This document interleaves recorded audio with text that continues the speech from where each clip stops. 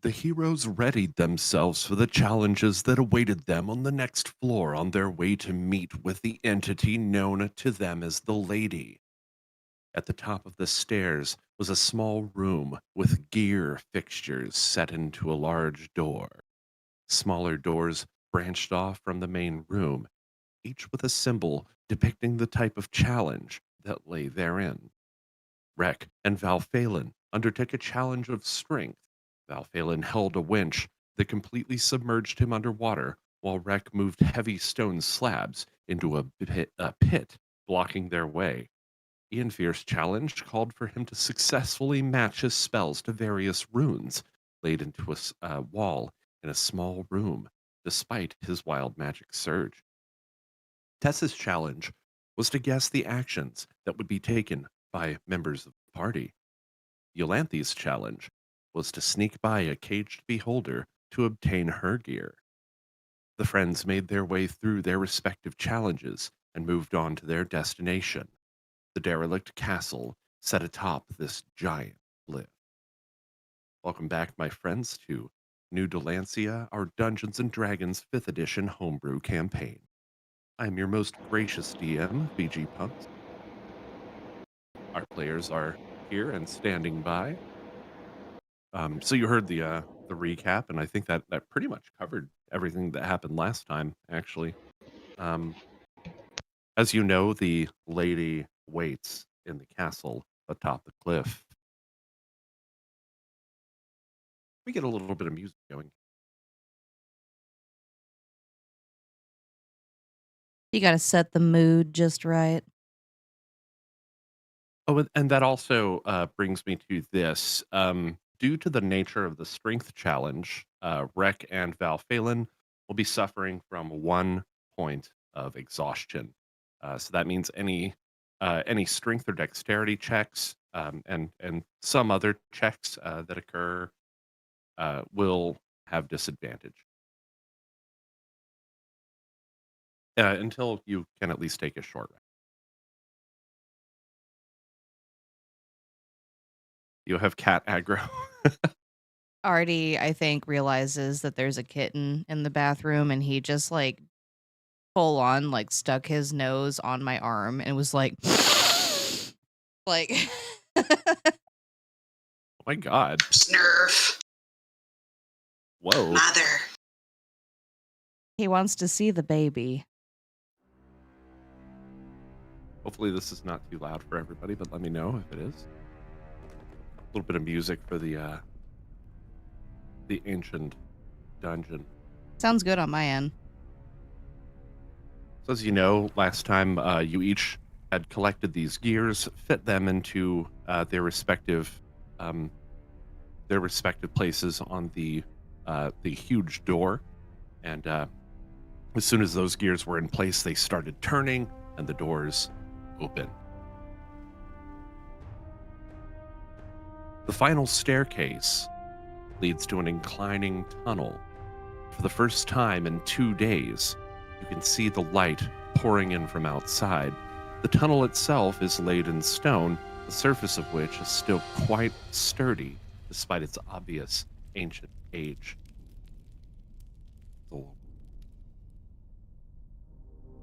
Finally, reaching the outside once more, you take in the fresh air. Before you lies the giant, ruined gate of an ancient castle. Stones from once proud walls have fallen to the test of time and now lie crumbling in the grass below, or further down the nearby cliffside. Vines and algae grow along the wooden planks that make up the broken portcullis, but a break in the gate allows easy entry to the courtyard beyond. Looking out over the cliff, you have an excellent view of the surrounding canyon. It is odd and perfectly bowl-shaped, but much to your surprise, the exterior of the canyon leads not to mountains, but to a calm and misty sea that spans out every direction. Let me actually pull get a handout for this one. You'll give me one moment here.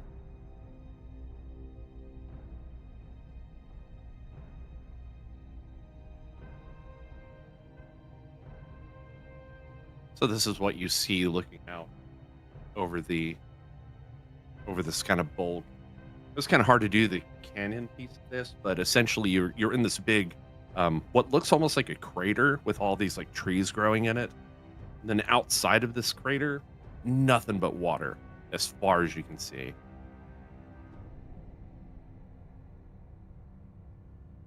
It kind of looks like a little. It's probably because I'm playing Zelda, but it looks like a Korok waving at us. Yeah. As you ponder the strange image, you begin to wonder how this place came to be and what lands once lied beyond the canyon that could warrant an ancient civilization to fortify this area. Furthermore, what cataclysmic event isolated this area? Unlike the canyon below, here you can feel the wind on your face. The fresh air is inviting, were it not for the foreboding ruin before you. Not really many directions you can go in this case, unless you'd like to try your luck at climbing down the side of the cliff.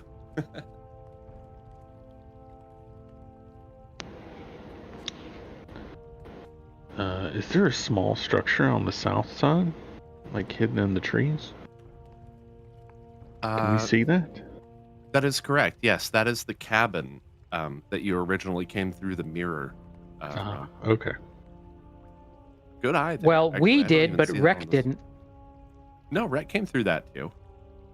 No, Rek was going to go through the cabin, and then we suddenly found ourselves with Healthiest in the thing. That's fair. But when Rek came to, and he made his way through the mirror the first time, he was on his way to the cabin. Yeah, I guess you're right. He never actually. He did. He doesn't know about the cabin, except unless Healthiest told him about the cabin. But good point. I didn't even think about that. Anyway, semantics, right? Right. Yeah. I assume that everyone would like to enter through the broken gate, unless anybody else had anything they'd like. I've got nothing else I'm doing.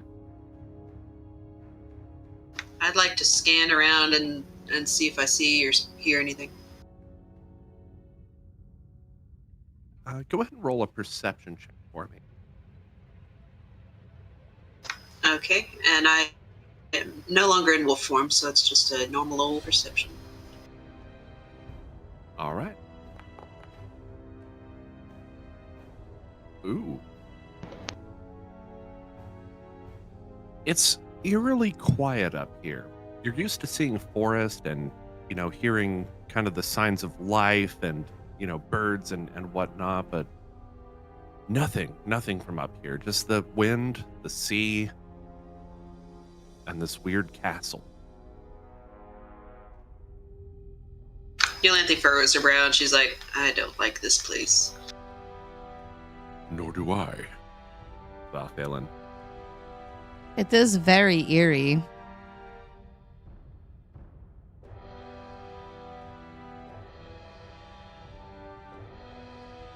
But Tess is ready to continue when everybody else is.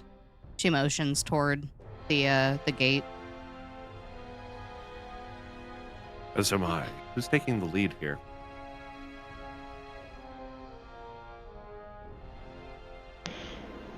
I'm a little winded, but look, we can go. Tess has been taking the lead this whole time. And she'll continue to do so. You see Tess kind of pass through this gate. As you pass through, you kind of notice that all the wood on this gate is really rotted and just like kind of algae growing all over it and vines creeping their way up the She's gonna stop real quick and use one of her many vials, and she's going to scrape some of that algae off and put it into a vial. Monster Hunter. You now have a Valgy of Yeah. a vial of, you now have a Valgy of vial. So You now Yolanthe have a vial of algae. will reach up and touch her amulet and mutter her prayer and kind of revert back to her direwolf form and stick close over by Tessa's side. Okay, I'm just gonna add the vial of does algae Rek real notice this? I don't know. He could be looking at the trees or something. quick. Oh no, yeah, you notice it. She can turn into a wolf? So yes, she can turn into a wolf. She can turn into a bear. She can turn into a cat. Wait a minute. Wolf Yolanthe looks at Rick and like tilts her head super, super far to the side, like, really? Are you saying this whole time she's been with us as an animal? Yes. Luckily not one you tried to eat. That's dangerous. I could have. Oh, we know. We had several very close calls. Almost ate that weasel I found. I am flabbergasted. Oh my god, I forgot not about the noticed before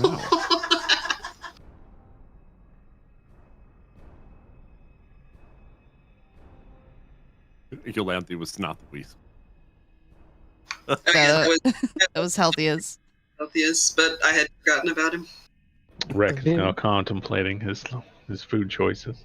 Yeah, Ian Fear will say like, He's a this is why vegetarian. this is why Ian Fear, this is why I watch what I eat as well, because I stick to the plants where necessary. That was made obvious, but by the fact that you turned Hey, into actually, a potted plant. I have a question about druids, like at really high levels. Can they turn into plants? I don't know. I've never witnessed a high-level druid before. DM. Uh-oh, Ian Fear, you're running out of things you can eat. As you enter through the broken gate, a once prominent courtyard lies in an obvious state of disrepair.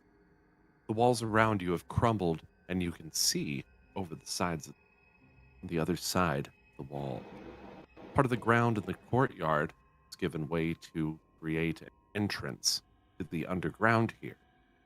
However, ahead of you, a door to the castle proper opens, and before you is the Kenku called Grito. Yolanthe snarls and like steps in front of Tess with her ears pinned back. Tess is going to you hear her breath like catch in her throat, and she's like, Tess's friend Scrito, and she's gonna like run at this like little Kenku with her arms open wide and try to scoop him up into a big hug. The Kenku mimics. Scrito, Tess friend. Tess friend. Tess is going to try to scoop him up into a big hug. The Kenku, whose picture I will display. Moment.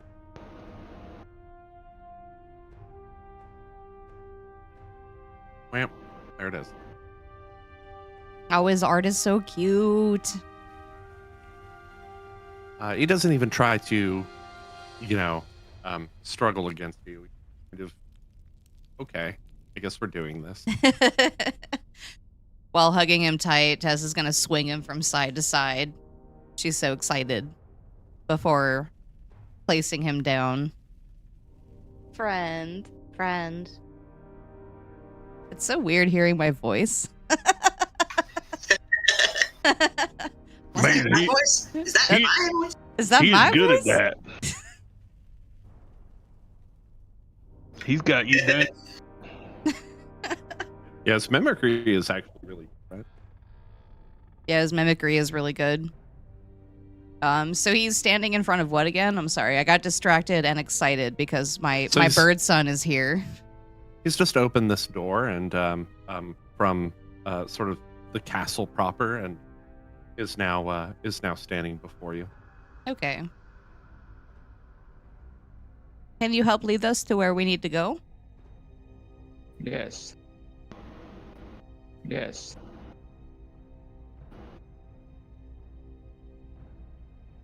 Well, after you, my friend. Greetings, Scrito. Curious.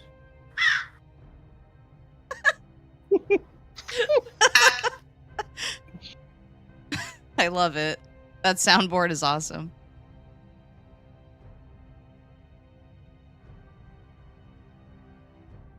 He sort of gestures for you to follow after him and turns to proceed back into the castle proper. Tess will follow right after him. Beyond the door, a larger sort of entryway, a foyer, if you will. The walls completely caked with dust. Several pieces of decor lay scattered about. The walls still in the sort of state that they were probably centuries, maybe even longer before, but lay in a state of complete disrepair. Finally, you come into sort of the main area of this castle, where another familiar face greets you. I will place that art before you now.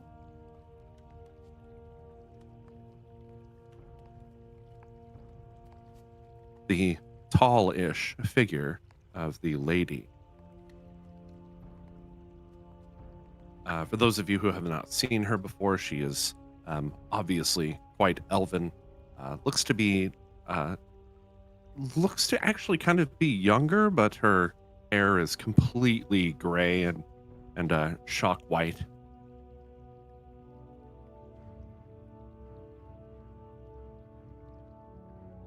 And she says, as she comes out, the Kenku kind of walks over to her and stands next to her, turns back toward you, and she says, "Welcome, finally, to my home. If you'll come with me, I will give you a tour of this place. It is ancient and still has many of the ancient artifacts of the civilization that once lived here. Although I have spent much time studying them, it is impossible to understand fully the history of this place as it exists without context, as you probably noticed outside."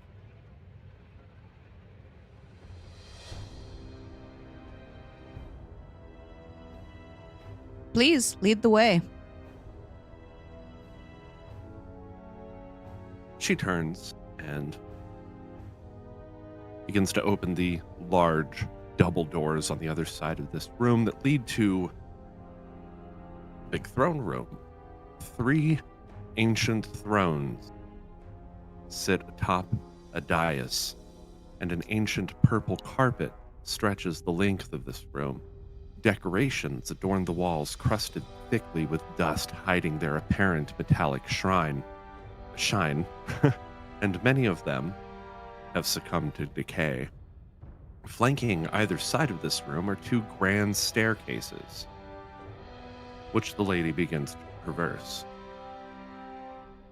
This room, obviously a throne room.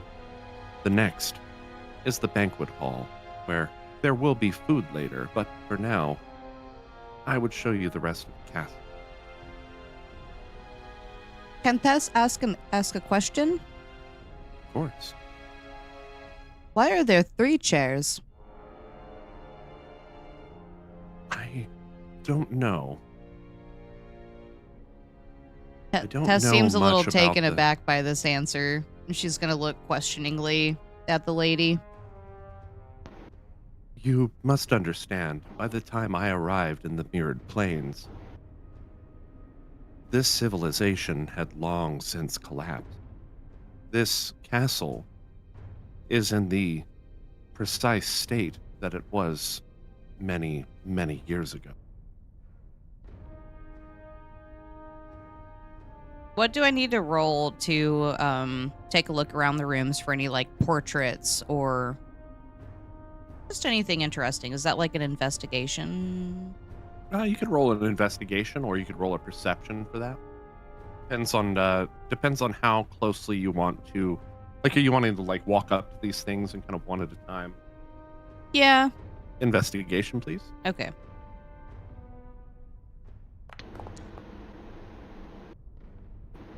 Nice roll. However, as you approach portraits, see on the wall that they're very, very caked with dust. And many of them have succumbed to decay. Even kind of looking at them or wiping the attempts to wipe the dust also takes off the underlying layer of parchment that is long since decayed. I wonder. Mm. Amphere will sort of say, you know, we had a little trick to try. Is the dust from this place immune to magic?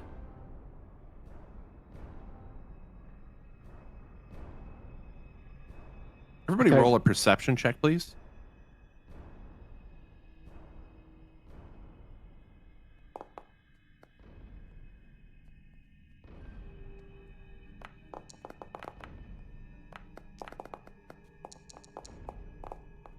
Oh, nat 20. That is a nat That was 20. a whole nat 20. Nice.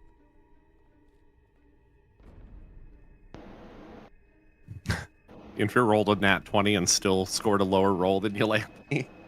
Oh, Yeah, but also I'm a dog, so I can't really say anything. Ian Fear, Yolantha, you both notice as Ian Fear says that, the lady kind of looks over at him with a little bit of a piercing gaze. But otherwise, you're welcome to try, Ian Fear. so like, you said so. Like most of this is coated with like dust and dirt and whatnot, right? Yeah, absolutely coated. A lot of it is like obviously decaying. So he's gonna sort of touch one of the thrones, and he's gonna use this prestidigitation cantrip. Okay, so you're trying to. What are you trying to do with prestidigitation? So in this case? it's so you can use it to instantaneously clean or soil an object no larger than 1 cubic foot. Okay, we trying to clean or soil? Clean it. I'm trying to shit on it. Okay, so you touch one of the thrones and mutter your spell, and the throne immediately. You see just the dust kind of shake off from this thing, and you can see sort of the metallic sheen of the metal that's in this throne, and the kind of the plushy cushion on the throne itself. In places on the throne, the cushion is kind of split open over time and has some of the inner material that's coming out. Looks to be like a like down, like feathers. It's very ornate. You don't recognize the design whatsoever, or any of the designs that are on it, but they don't necessarily depict anything. They just kind of swirl and circle. Very, very good craftsmanship here. Ian Fair will just say, I just, I tend to look at the uses of a lot of my spells, but I could understand where a castle of this size would take forever to clean. Indeed. So wait, we saw feathers from the prestidigitation cleaning, like It looks like the cushioning on this throne. It's stuffed with like down, okay, it's stuffed with down. Okay. kind of like like a pillow. The-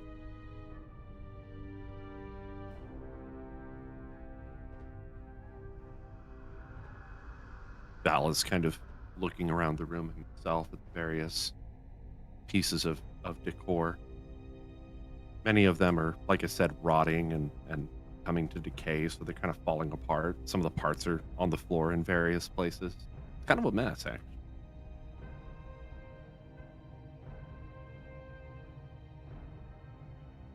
say, um, I certainly hope there's more to the rest of this castle. There is. You'll have to pardon the mess. I'm, well, not in a state where I can clean. This will all be explained later. Tess has to wonder, why later? Why make us wait? If you insist. I was stranded here many, many years ago by a mage. I need to pull up his name real quick. I'm sorry. Caught you off guard. Did I put that? Ah, yes. I was stranded here many, many years ago by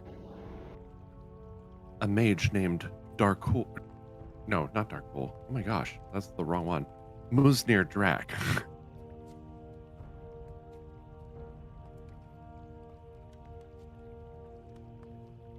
At the mere mention of the name, you see Talaneth in the back kind of perks up a little bit.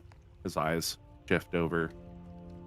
But he still remains vigilant, quiet, untrusting, obviously, of the lady. Yes, you may recognize that name, Drow, as he is the same one that sent you here many, many years later.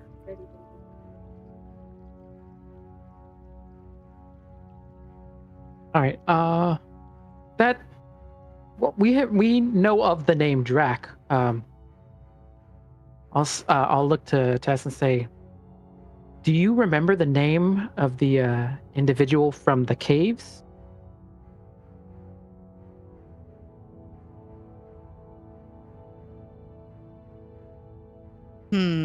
Tess's memory is not all that good. The caves? The city from the expedition. Oh, didn't Are you talking about Craven? No, I believe he means Falkroon. Yes, Falkroon was here. It was many years ago. So Was he not the one promised endless riches? Riches, so to speak. What I had promised him was the ability to come to this castle and take of its ancient artifacts. Can I roll Study insight to them. see if she's lying? Like how Yes, you can. she's okay. Yeah, of course you can. 'Cause I remember somebody was promised endless riches. Insight, not perception. Insight. Oh, okay. She seems to be actually you're supposed to roll those within you're supposed to roll those with advantage due to your ring. So go and roll once Oh, more. I forgot. That works. 21. She seems to be telling the truth. Could be that the you recall that you read that he was promised these riches from the journal that he you remember that he was you read that he was promised these riches in the journal that he had left behind. So it could be that was his own kind of perception of what she was saying, like his own interpretation of what she was saying. Okay.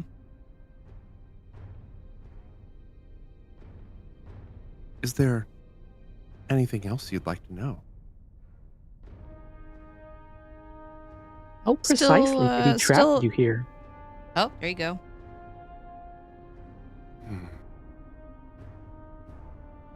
It's a bit of a long story, and one that I would very much prefer to tell you in person.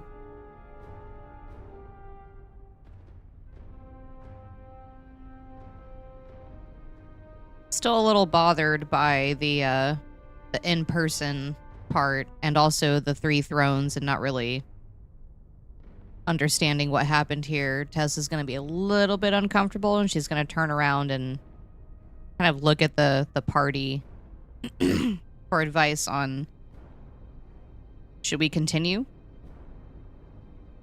If we need answers, I don't think we have much choice. I, for one, am intrigued.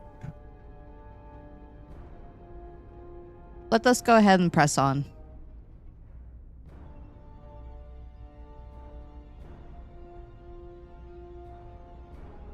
She leads you upstairs to another room, door already open.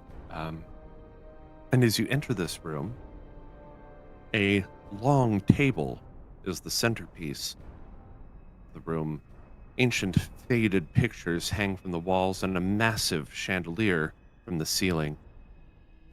A hearth is lit on the side of the room, illuminating an archway beyond which you can see a kitchen. It is here that people of this castle would gather and dine. Notice that it lacks a chair at the head of the table. Either the leader of this people would dine separately or made it a point to dine alongside their comrades as equals. The banquet room in the dungeon below was once a living quarters, but I had the Kenku redecorated many years ago in the event we ever had visitors. I have been here for many years, watching over this strange plane of mirrors. Many come through, but no one save for Falkner and Drac ever made it to the castle. I think you'll find the next room very.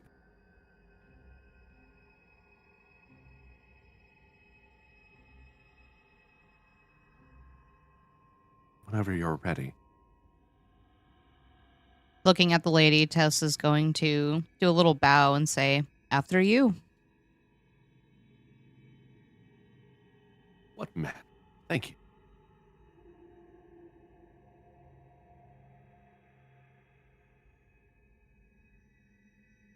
She then leads you sort of down starting down a hallway with many, many doors, but the first of which on the right is a arched double door that bears a number of the same gears that you use to solve the final puzzle in the dungeon below.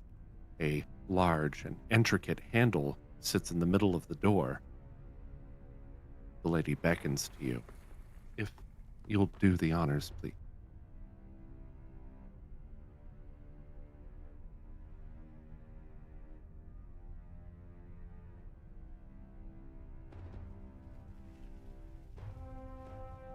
Now, Tess must insist. You are showing us around, correct? Are you unable to? She kind of bites her lip for a moment and proceeds to approach the handle. And as you watch as her hands just passes straight through the handle. As I mentioned before, this isn't my real form.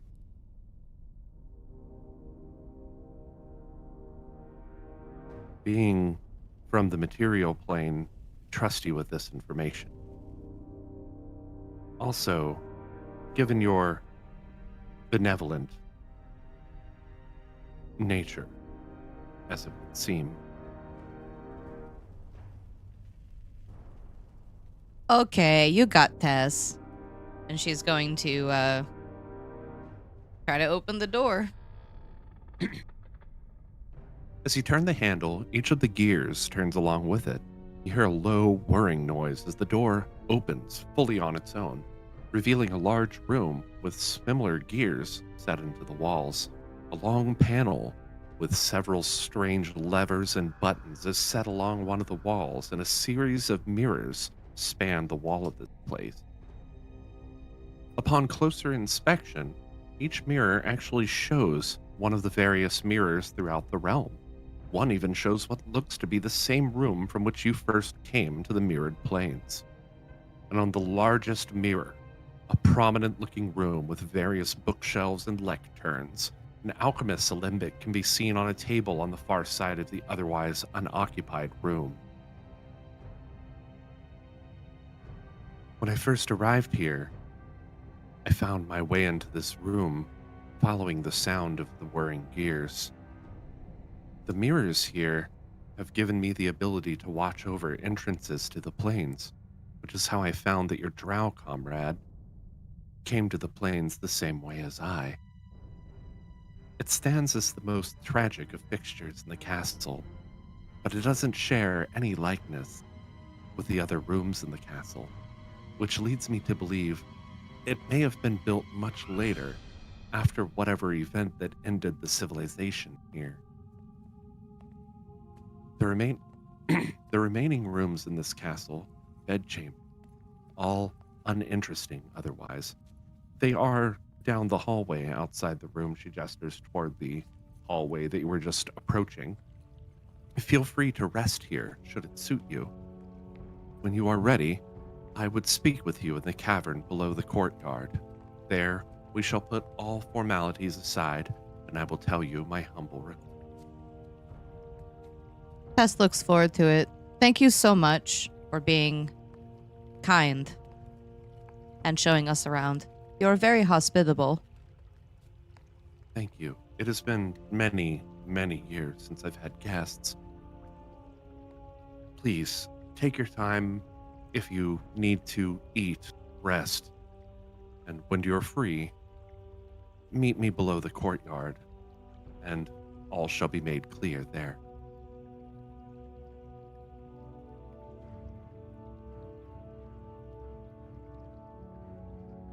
Thank you very much for your kindness. We shall rest here for a moment. She sort of bows her head down, and as she leaves, she pats the Kenku on the head and says, "Be good, Scrito. Look after our guest," and continues to leave.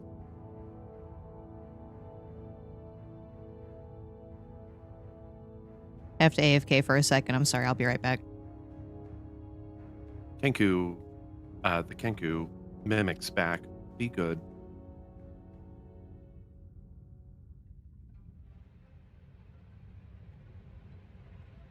When she leaves, she doesn't shut the door. She just exits, walks down the stairs. Eventually, you hear the eventually she leaves the main chamber. An interesting castle, I'd say. Say, Scrito, what can you tell us about the lady? The lady?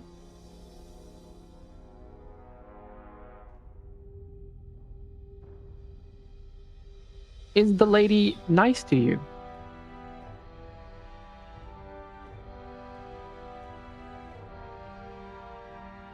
Scrito looks thoughtful for a moment. The lady? Friend.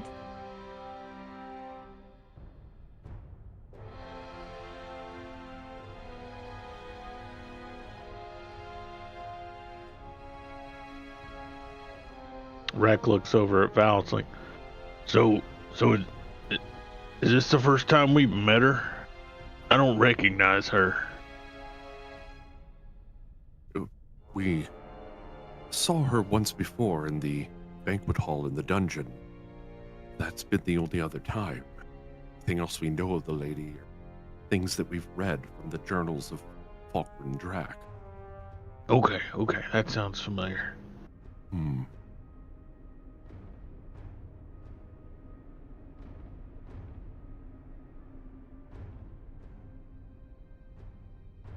Interesting. I, however, could use some rest. Yeah, I fear we will need to get as much rest as we can before we meet up with the lady. Same here. Should we do a watch? Well, this is the lady's castle at any rate. If there is anything to watch for, it would have already happened. That is fair. Otherwise, there are individual rooms, likely with locking doors.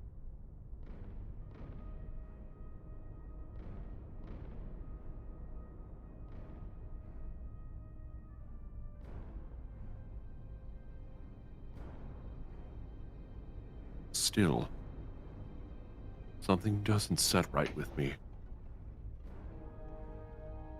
And I'm just curious.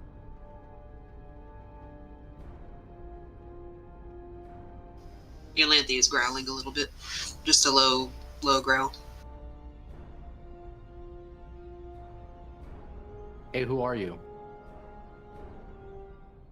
Yolanthe barks.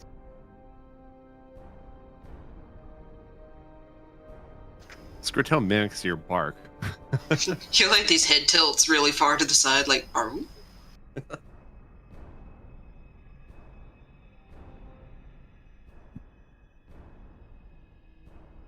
How did you come through the mirror?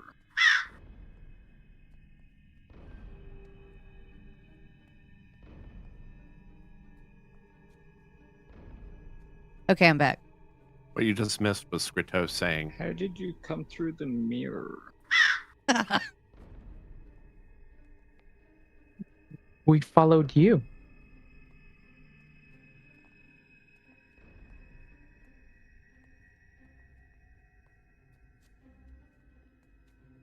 Tessa's Kenku friend. Yes, Tessa's friend. We came through the mirror because we were concerned. Come And on, a little um, curious. You also missed that. So I had asked him his thoughts of the lady, and he said the lady was a friend. Because I asked if she was nice to him. Fear. Friend.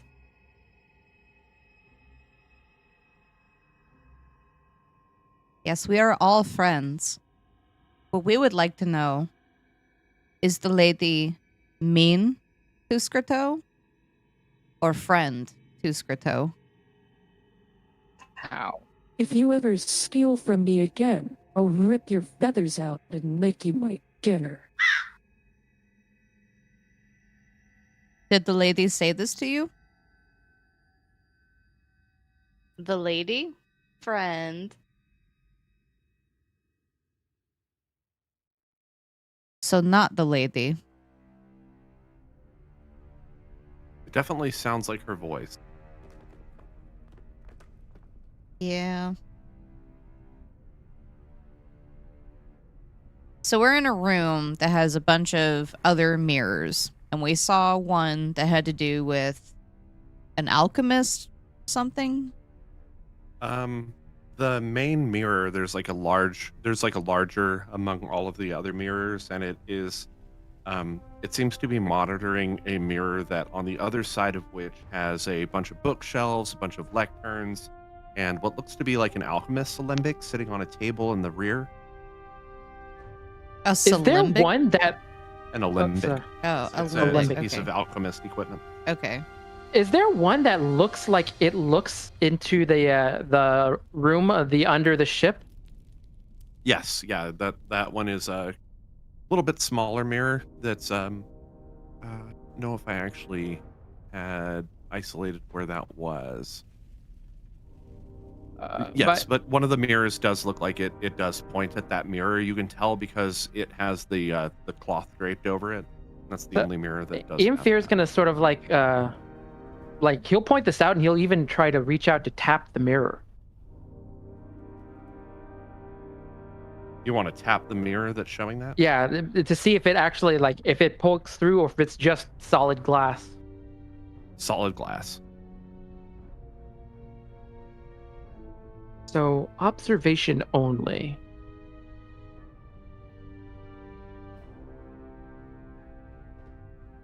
Even the big alchemist one, like if Tess were to go up and poke that one, the big mirror.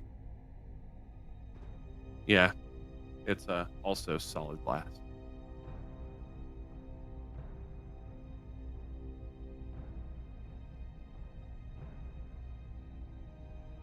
Can Tess try to make out any of the text on, say, like the bindings of the books, like on the outside? Can she make out any text or anything through that mirror? Go ahead and roll a perception check.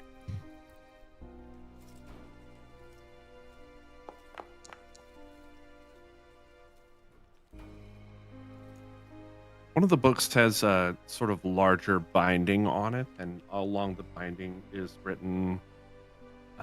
You can make out a couple of the words there.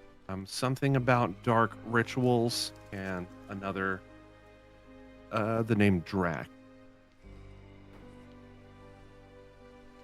So they're two separate books. One is about Drac and one's dark rituals, or is it dark rituals? This is Dark Rituals, and it looks like the name of the author on the side maybe says Drac. Is Drac, okay.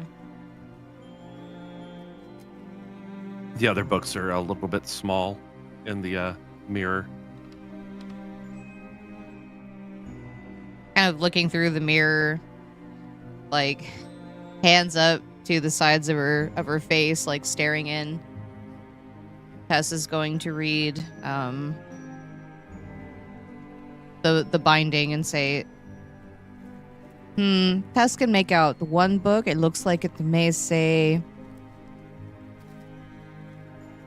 Drac Rituals? No. Dark Recipes? Dark Rituals by Drac, but it does not say the first name. Scruto, do you know which room this is? And I'm just curious. How?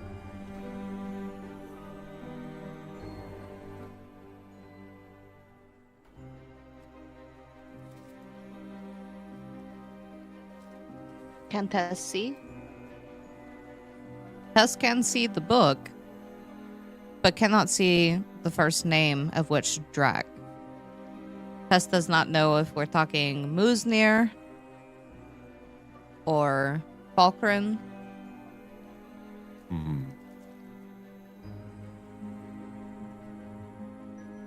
Perhaps a question we should pose to our most gracious host.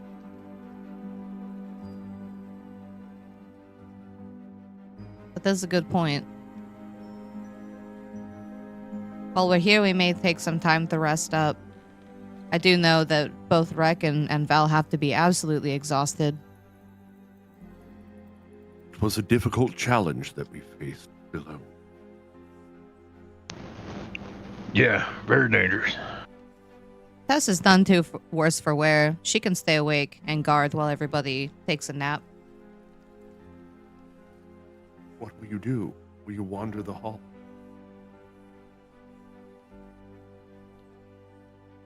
Tess does not feel comfortable leaving her friends alone while they're trying to nap. We'll probably stay here in this room. So you believe we should make camp here instead of using the bedrooms down the hall? It would give Tess some time to try and figure out what that Drac name is, or to try and get more details. Unless you Very would well. prefer to sleep in a bed. Tess just does not feel entirely comfortable with sleeping in...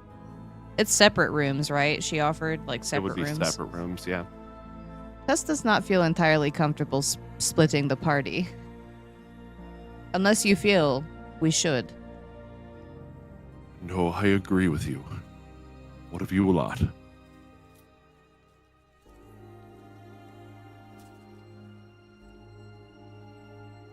The Kenku Infear's gonna says. give a go ahead. long stretch. Infear's gonna give sort of like a long stretch and say, "Okay, if you want to, but I definitely need some rest to recharge my magical energy. It is mostly spent."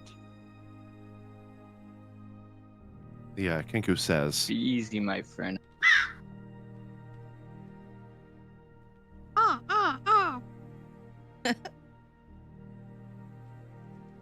Skrto will keep Tess company while everybody sleeps. Yolanthe sits down beside Tess and kind of like stares at Scruto with her eyes narrowed a little. Yes. Tess's Kenku friend. kind of coos gently.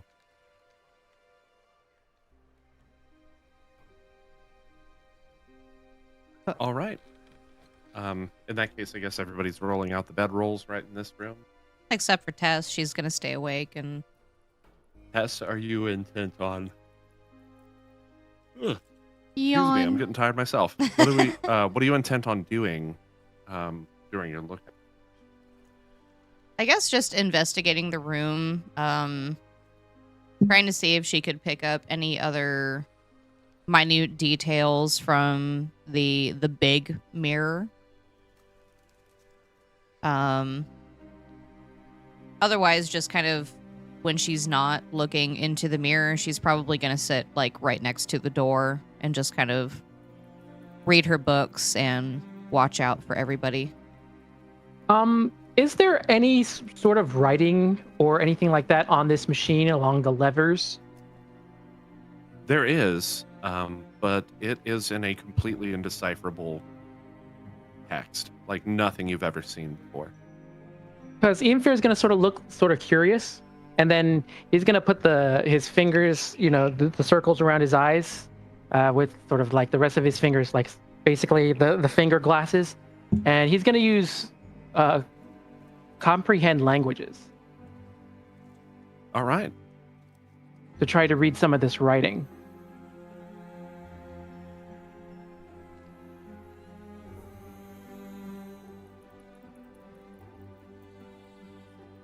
So you must be touching the surface on which the words are written. Right. So he'll So you need one finger glass. And Yeah. one. yeah. So like the finger monocle monocle. with the finger monocle with the right hand, and then like his left hand is going to start touching the surface. Giggity. All right. So the words that are on these various levers say things such as mirror 1, mirror 2, mirror 3, mirror 4. You notice though that there is a lever, a button. A button rather for mirror 8, but there are only 7 mirrors that you can count. See, that's odd. So these are all numbered. And then he's actually he's going to say, but this button has a number for a mirror that we don't see here. He's going to try so for the mirror 1 switch, he's going to flick it to a different position. Okay. You flip the switch, you notice that it has multiple different positions on the lever. And as you pull it, it kind of like clunk, clunk, clunk, and then you pull it back into the second. But for each time that switch is pulled into a position, the image on the first mirror at the upper left changes. And it changes to a different room with a different mirror. The first position that you put it into shows a mirror beyond which has a realm that's full of lava and stone that is falling off and breaking off into these lava. Back in the back, there's a volcano with a huge lava fall.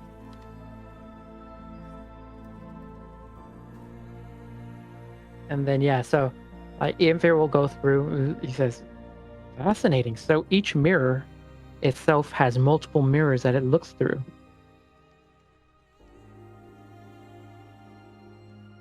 That is fascinating. Intriguing indeed. Valphalin is taking off his various plates of armor and setting them out on the floor. Notice that they're kind of wet, kind of waterlogged. Does the switching of the levers change like how solid the mirrors are? Like we still can't pass through them. Like if Tess were to walk up and try to press her hand on the mirror with the lava that Ianfair had messed with, is it still solid? Still solid. Okay. Wait, if she puts her hand near the mirror, even though it's solid, does it feel hot?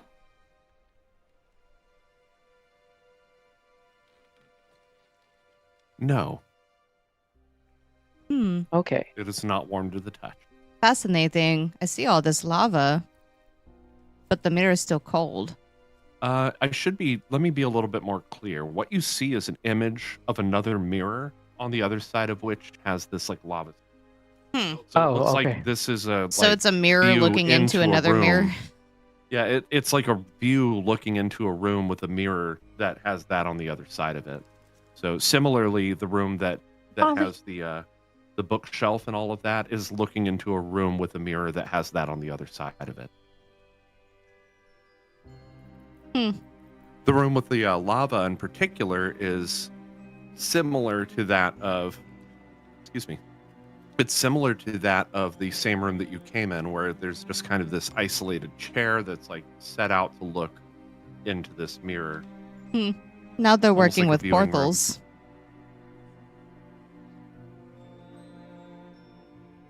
Lol. It's fascinating that there are more switches than there are mirrors. I'm just gonna try to switch through and see if we can find like any mirrors that sort of look at any locations that look familiar to us. I think he's specifically looking for any that look like the ones that from the Dintherum expedition. So you're just going to kind of like keep switching through? Yeah. You do notice a room on, let's say, mirror 3 that that looks like the inside of what looks to be similar to to the dwarven ruin that you were in, but not a room that you recognize.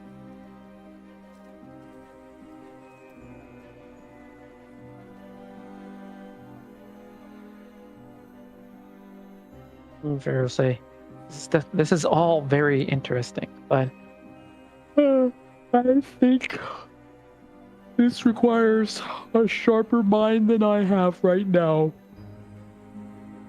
Agreed. Perhaps we could all use some rest. Everybody sleep well. Tess will keep watch. Why don't we go ahead and cut the intermission here, and we'll pick up once we get back. Okay. See you in 15 minutes. Welcome back. We resume the music. It's good music. I like this track a lot, but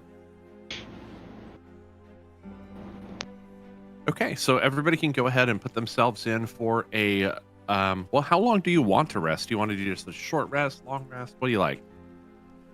So I would kind of need the long rest because like a lot of my spell slots are expended, and I'd have to wait for a long rest in order to regain them. Okay, so full 8 hours sleep, that's fine. Everybody go ahead and put yourself in for a long Rec rest. makes a meal while we're resting as well. Oh yeah. What did you cook? absolutely.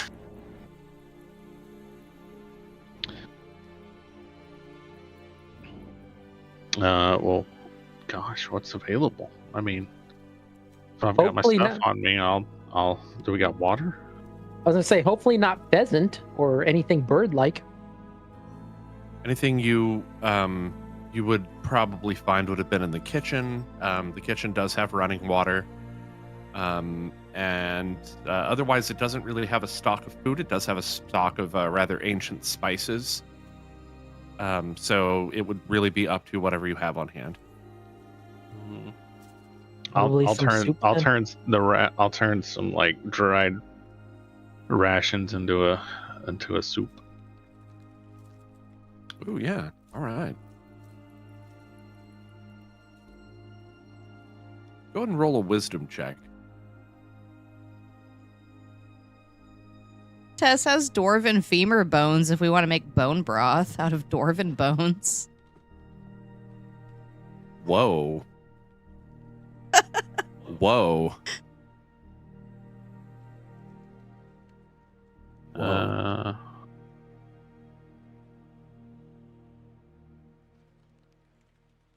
So would that clear our exhaustion level? Yes, that does clear an exhaustion. Okay. Like wisdom or survival for the food check? You can roll either. All right.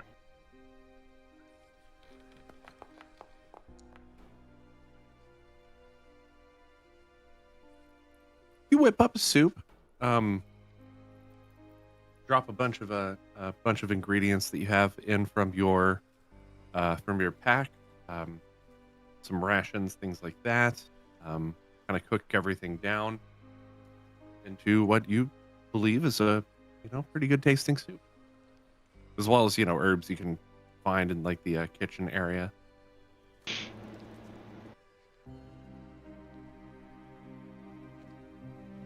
The question is, do the rest of us think it's good tasting? That is a good question, isn't it? Everybody kind of gathers around and takes. I mean, as the But resident actually, human to animal, you probably would have the best taste senses. it actually is pretty decent. Very herbal. Got a very earthy taste to it, salty. Good broth. Good soup. Good soup.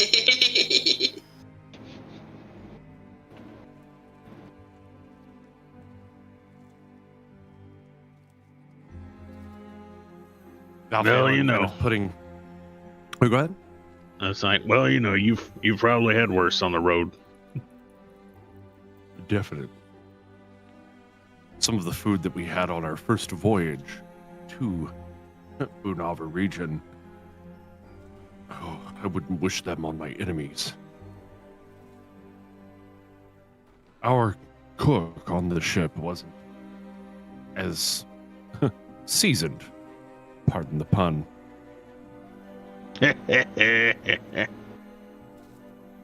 Did you find that in one of your spicy novels? Is that like a cookbook?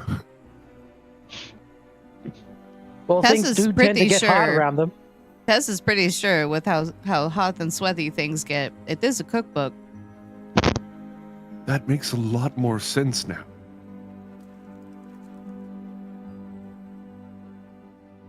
At any rate, I quickly took over the position of ship's cook on that voyage. I've always had an interest in cooking.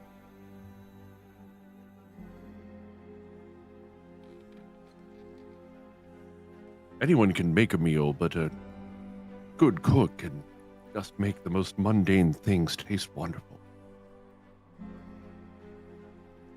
Kind of sips the soup some more.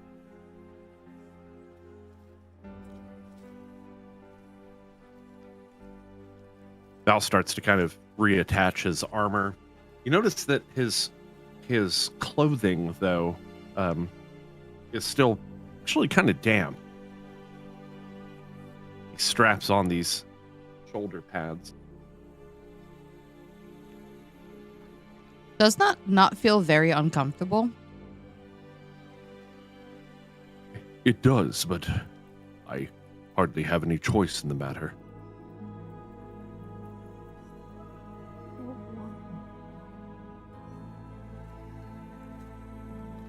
Well, Tess is not very privy with the magics. Tess does wish that she could help dry your armor, though. I'm sure it will eventually dry, and perhaps not chafe as bad. The most I can do is help you out with cleaning. I mean, unless you want me to try fire, but we all know how that turned No, out. no, no, no, no, Last no, no, no. No, that's okay. Yolanthe puts her paws over her eyes, like on the ground, and whines. We just do not want you getting sick.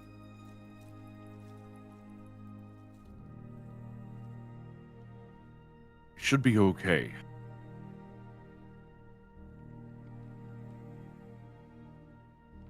I appreciate your concern, of course.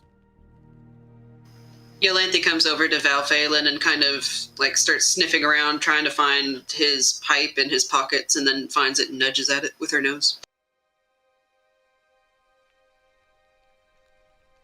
Balthalin kind of picks up the pipe, looks at it thoughtfully, and then you see him produce sort of a small metallic gadget out of his pocket. Pops open, and a small piece of steel strikes against a flint that causes a small fire to be born atop a little wick. He pulls it over the pipe and pulls, and pillows of smoke once again billow out from his nostrils. I feel weird handing this to a dog, but knowing that you're not actually a wolf, he passes the pipe to you, Yolanthe.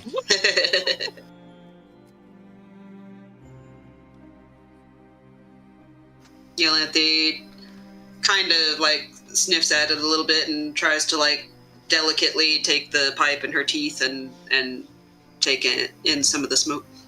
Dexterity check, please.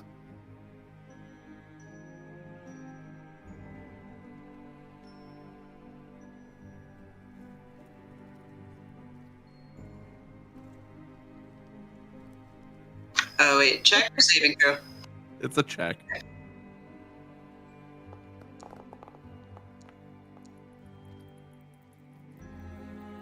Kind of chomp down on the bit of this pipe a little bit. Val takes it back. He kind of rubs the tip of it. Oh, good. I thought I had broken it with my teeth or something. It's not broken, but there's a bite mark on it now. Chomp. Chomp. The texture of the smoke that you inhale is very,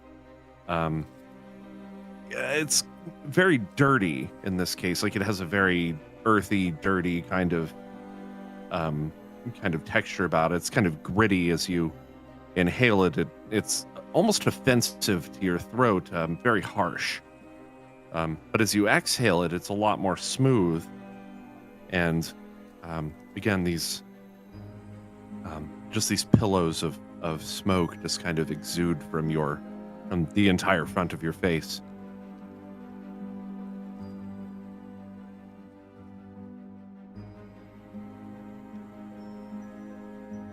Balthalin continues to strap his armor on as tightly as he can. How long was the rest time for everybody? It was 8 hours. Okay, Just after a long rest. after 8 hours of just kind of sitting in this room and watching over everyone, Tess sort of has this uncomfortable look on her face, and she motions to Scriteau and says,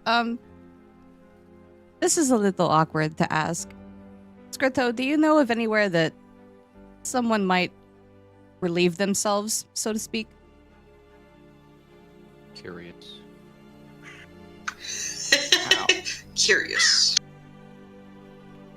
Tess has to pee really bad. Scriteau kind of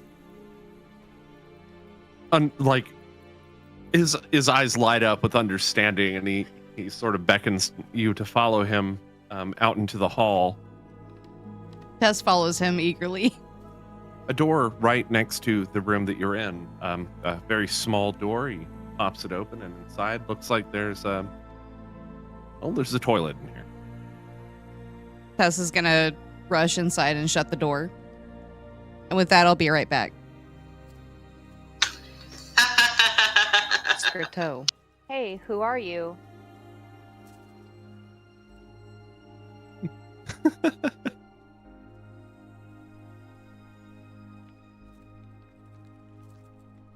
Having left the room, you all are left in the room with these mirrors, the long panel of different levers and buttons, with the strange text only Ianfear seems to be able to read.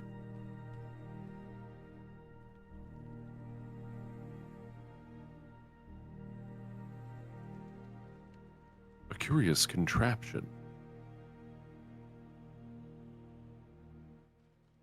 I wonder if from here we can see every mirror in the plains, but That would seem impossible, as the hallways that we were originally in when we came here seem infinite.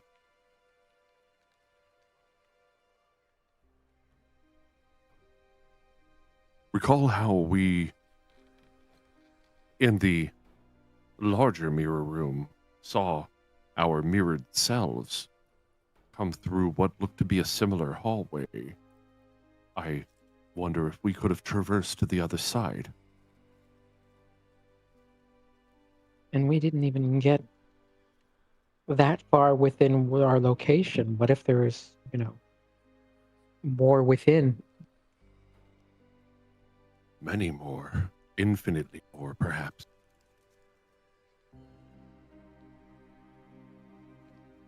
Makes one feel small just to ponder it. Also, if the lady could see within the location, and I mean, we saw that we were able to at least see down to where we came through. How is she not able to? If we're meeting at the cabin, how is she not able to pass through? That's a good question. It seems that whatever form that she's currently in doesn't allow her to interact with objects in the world.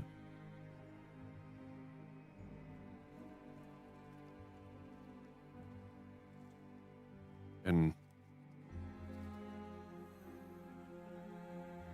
that must be a very frustrating state of being.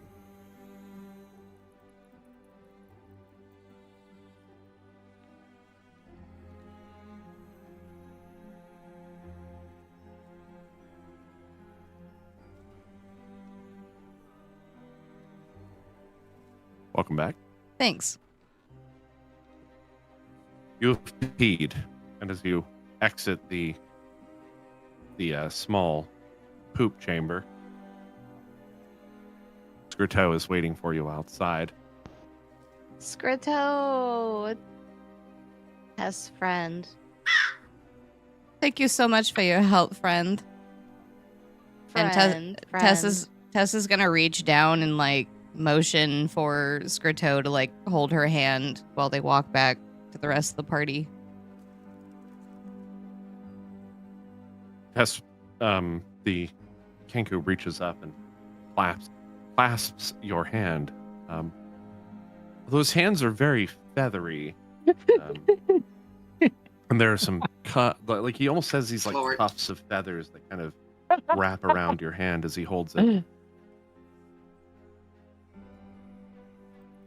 Hate this.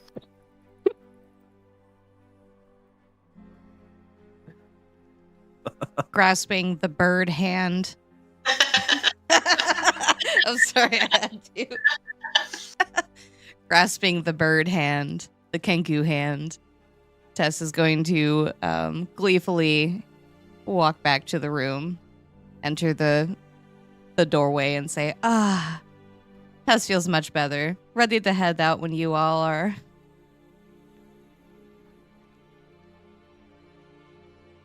Val is, at this point, completed putting on the rest of his armor. Did Tess really take that long?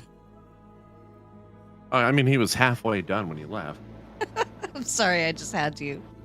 Yes, you take a long time in the bathroom. Interesting.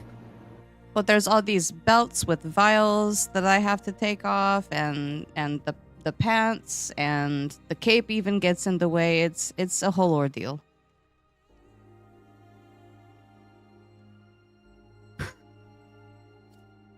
I feel like there's room for more questions here, but perhaps I'll read about that in a novel. Spicy novel.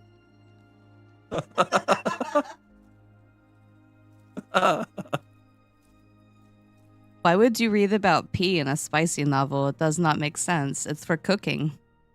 That's true. There's some people who, in some cultures where they eat, all sorts of unusual things. Ian Theater, are you saying that you like to eat the pea? I'm saying I've read about it. Tess will not shame you. Whoa. We do not kink shame in this spicy novel. Alan starts rolling up his bedroll and getting his pack together. Into the cavern, then. Can't say I think of this as a good idea. But I don't see any other choices here to get the answers we need.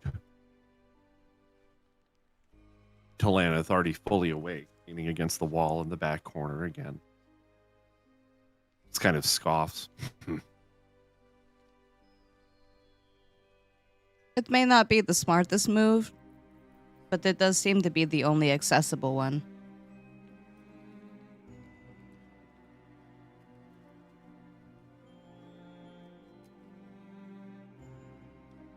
Reckon I can take the lead. Just in case. Although, I mean, I don't know what to expect. Tess can pull up in third place behind you.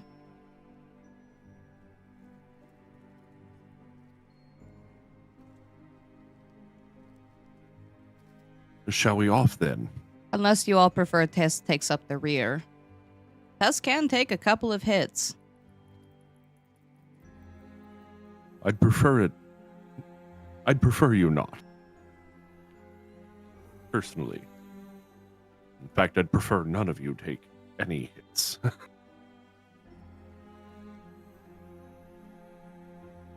Yeah, I'm thinking with Rek and Val in the front, we may want to have the squishies like after Rek and Val, and then have Tess follow up in the back line.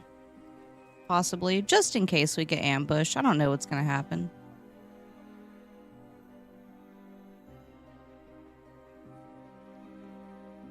All right. Are you guys ready to make your way into the cavern below the courtyard? Sure. Val, you lead the way. I'll take the rear and make sure no one comes up behind us. A good idea.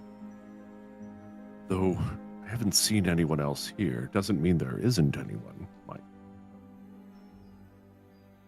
I can move quick when I need to. I know that you can. You all make your way into. You all make your way down the stairs.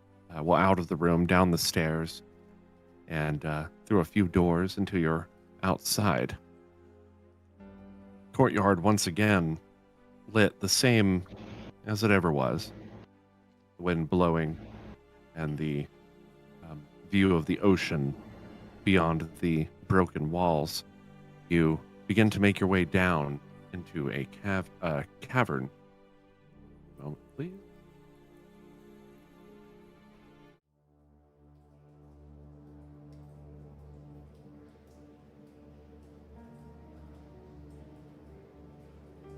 A rather large tunnel gives way to a larger cavern, sorry. Just going to set up all the pieces real quick. One moment, please.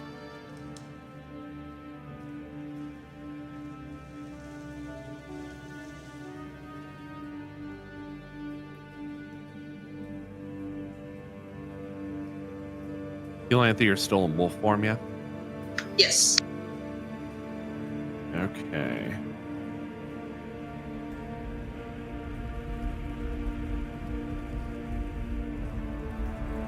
Why is that not working? Give me a second here. Ha! It's always the druid. Causing trouble. Always causing trouble. Always causing trouble.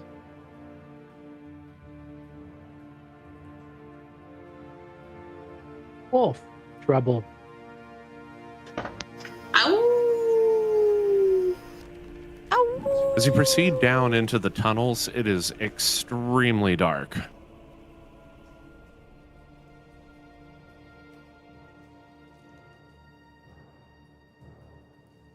All right, here we go.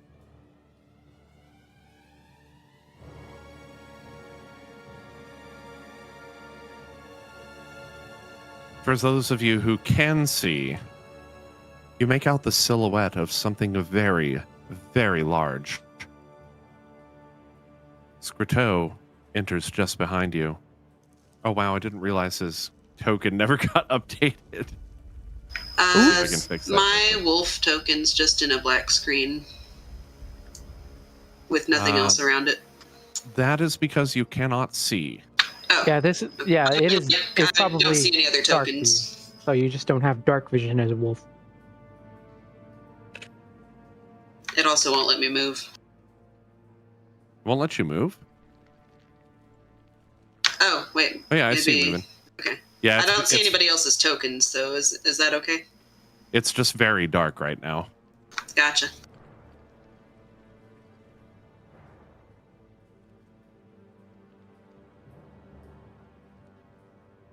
Val produces from his pack a torch. One moment while I get that set up here.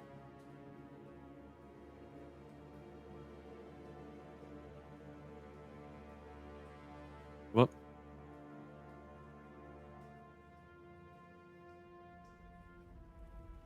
Should be able to see now, right? Yeah. Oh, it's not doing the animation.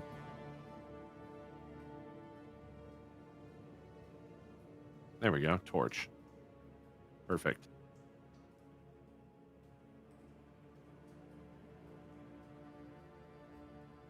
Val takes a few steps forward in the cavern.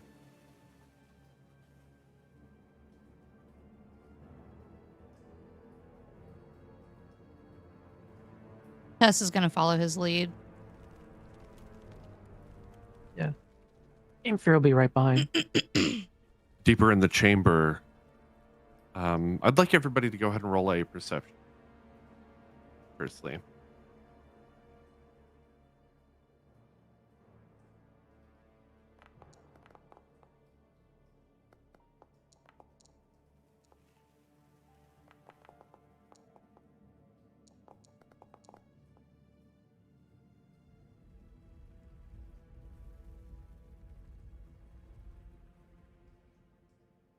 All right.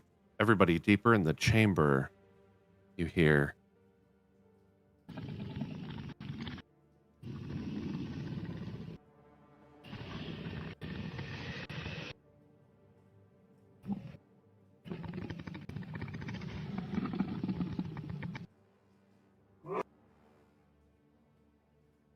Does that sound like Whatever it something is. anybody knows? Yelling at Tess these fur whispers. bristles. Sounds very large.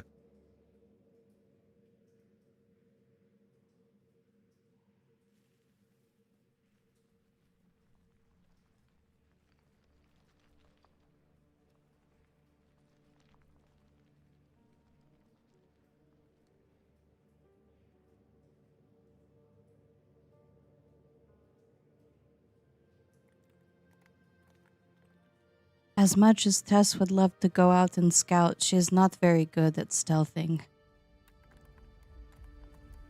It's okay. I'll lead the way.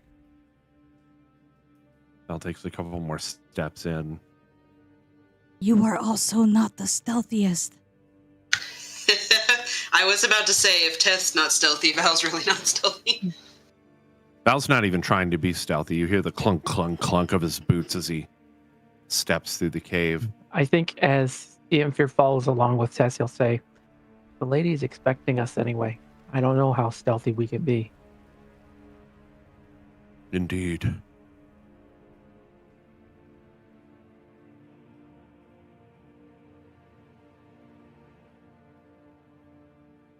As Val approaches,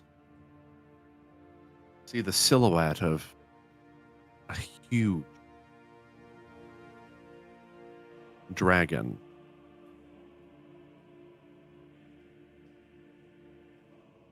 The dragon, as you approach,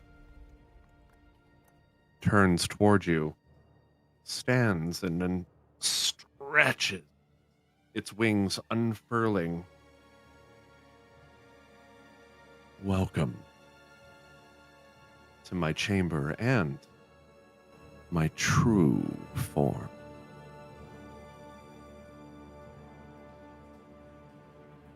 The lady was a dragon? Yolanthe swoops in front of Tess and like stands in front of her and starts growling.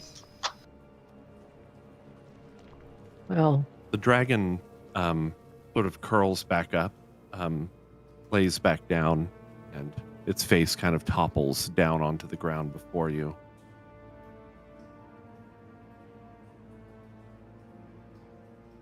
Still with the same breathing.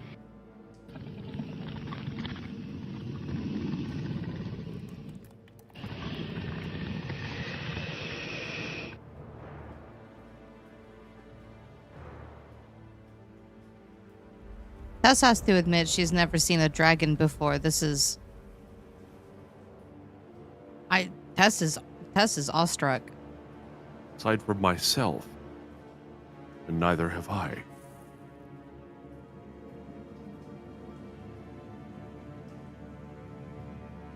yeah, dragons are new to me too. The dragon, its eyes open, locked onto all of you. I'm sure you have your questions.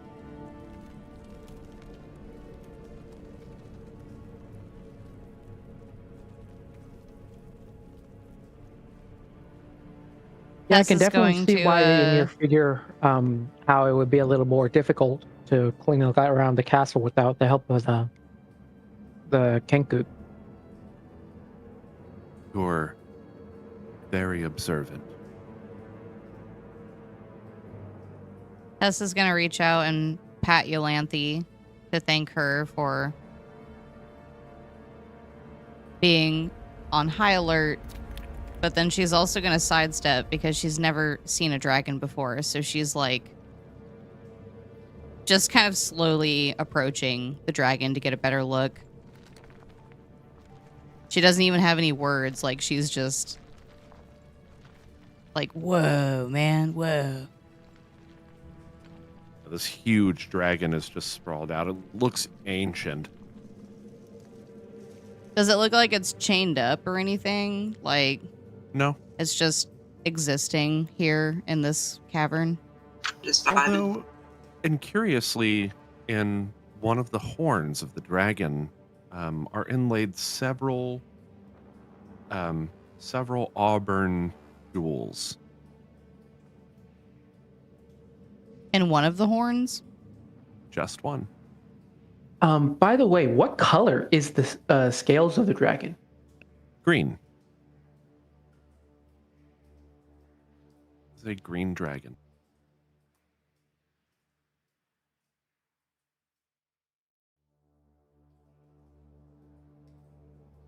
Oh. My form surprises you then. Tess has to admit she's pretty surprised.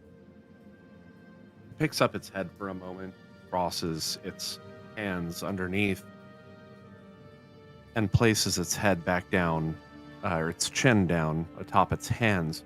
You notice in one hand there is what looks to be a pretty large mirror that it's clasping onto. The dragon. When I first arrived at the tower of Musnir Drak, it was my intention to purge the warlock of the world. But he took me by surprise, cast me into the mirrored planes, and somehow magically morphed me into this form. As you can probably tell, with my size, I'm not easily able to leap. Well, not at all. In fact, were it not for my alternate form, I wouldn't even know what the outside of this cavern looked like.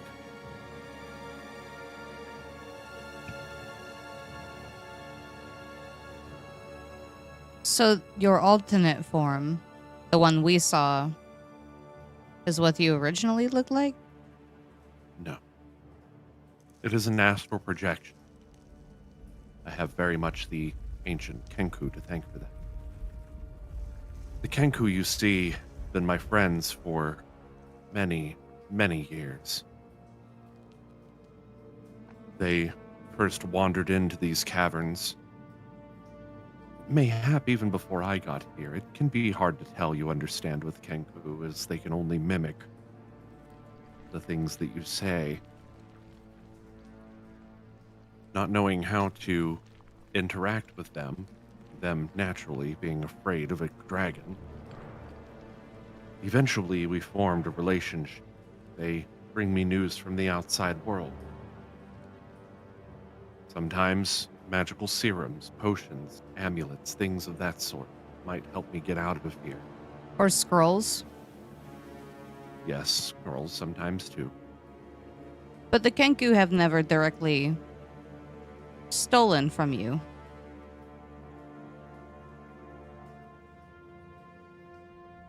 She kind of looks around the cavern. Nothing to steal.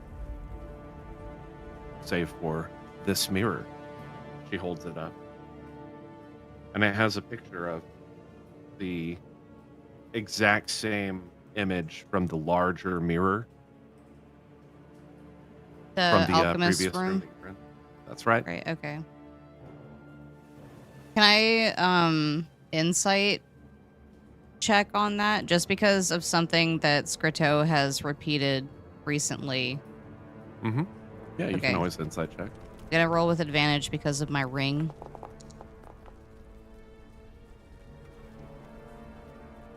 She seems to be telling the truth.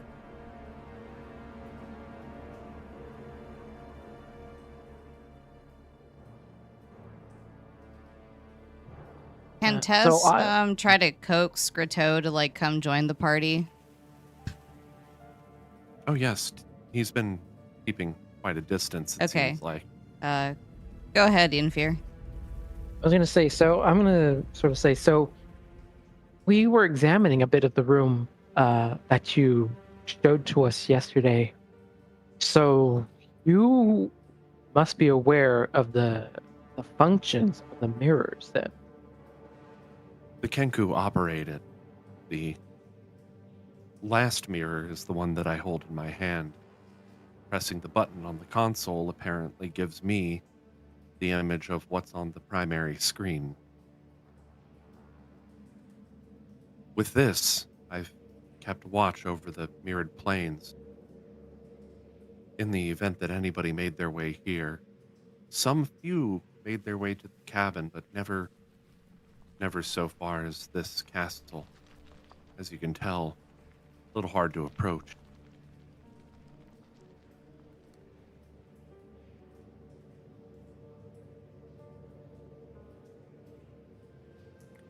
If you've more questions, please, by all means. But I think you've a right to know my real name.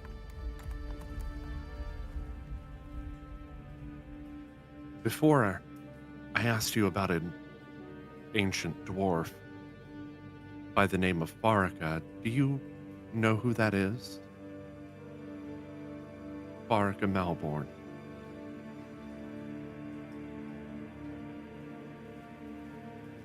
We only heard some legends, some myths, and even then, I'm not particularly familiar with them, but our friend here, Val Phelan, knows of some of the stories. Indeed, Faraka Malborn was a ancient hero of old times during the Rockin' War. And you'll excuse me if my history is not up to snuff. But during the Rockin' War, a hero named Faraka had defended a town against the warlocks of Rockia. The dragon exhales. So the stories are still told.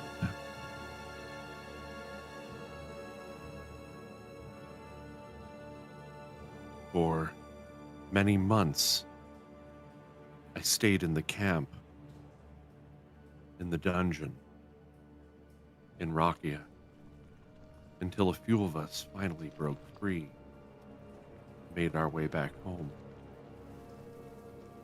We were celebrated as heroes, and I was ordered to rest, but I never could. So I rejoined the war effort. Together, me and the rest of the dwarves pushed the Rockians back eventually. But I was separated from them. I found myself in the desert, alone. Eventually, I came to a city. Not only dwarves, but elves, other races I'd never seen before in my life, and they told me a story of an ancient dwarf that was, an elder dwarf, ancient now, named Musnir, who sat atop his tower, demanded tribute. Myself, paladin, felt it was my duty to free these people. And that is how I wound up here.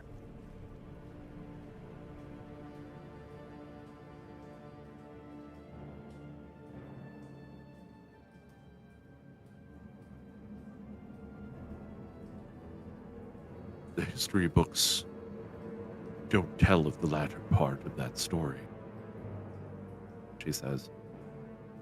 As well, they wouldn't. I'm sure everyone else believed me dead once I went missing.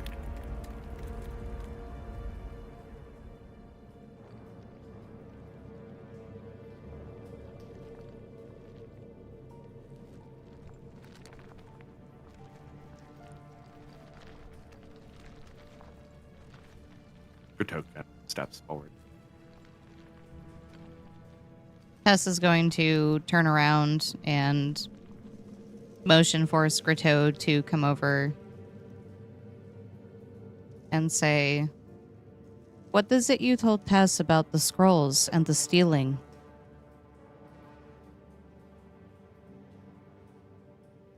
Scrito. Best friend. Yes. Yes, Tess's friend. But Tess also needs to know, needs to hear again. The stealing. If you ever steal from me again, Is that not the lady? You're in the same place where it doesn't really sound the same. Yeah, Tess is realizing the voice sounds different.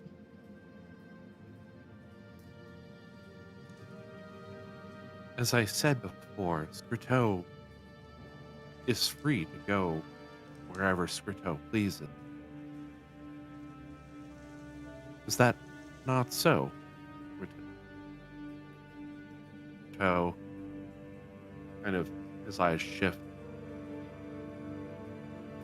Scrito's eyes shift. He says, Scrito. The lady friend. Tess believes you, but where did you get the stolen goods from? Can you show Tess? How? Come through the mirror.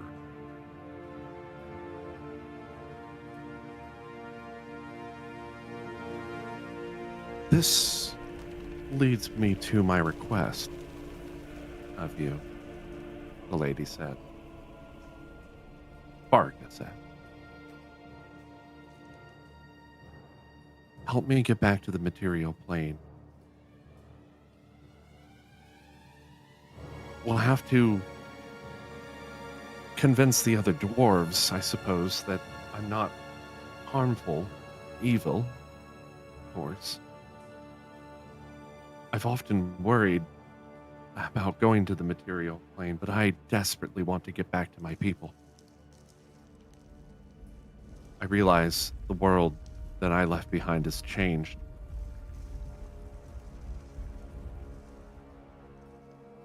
But if you could find a way, magically or otherwise, to bring me back,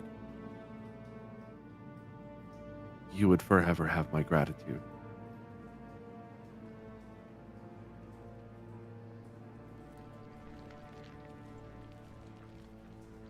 Please allow us a moment to discuss this. Team huddle. Call the time you need. I am patient. So she is Farga, who is an ancient paladin dwarf. That's right. Okay, making sure because I'm note taking right now. So give me a moment, or feel free to discuss the battle plan, or how everybody feels.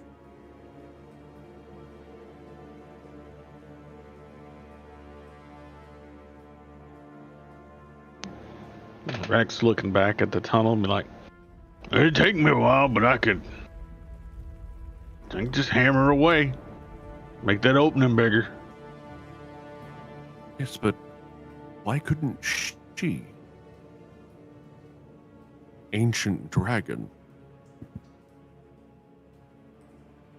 I suppose even on the other side, there wouldn't be much for her to be able to do. She definitely couldn't fit through one of the small mirrors. Oh yeah, I didn't think about it.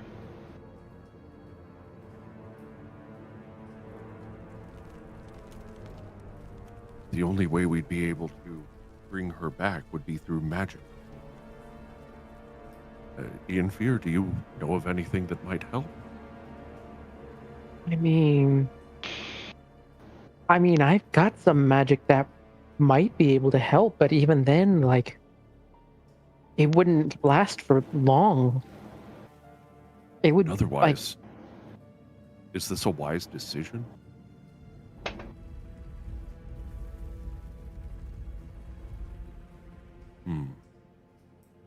Tess has to admit she's never met the dragon this big before. it would be odd to be changed into a dragon too. Like, this can't be like a true dragon as well, because the stories I've read indicate that dragons tend to have powerful connection to magic too as well. Indeed. That it would run through their bloodline. That wouldn't be the same for one that was created as such by magic. And what magic otherwise creates a dragon? Tess was not aware that warlocks were capable of turning dwarves into dragons. Do you think that that could be how I came to be? Valfalen kind of trails off. He looks thoughtful, but kind of turns away for a moment. That's neither here nor there. The question for the matter is the lady. Farga, yes. I mean, we only know of some stories of Farga, and even the stories, if they're to be believed, are still ancient, aren't they? But also depict her being a benevolent entity. Could it be true that she waited this entire time for someone to make their way up to the castle? Tess needs a can't moment do- to really think about this. And she's going to step to the side and prepare to use her augury.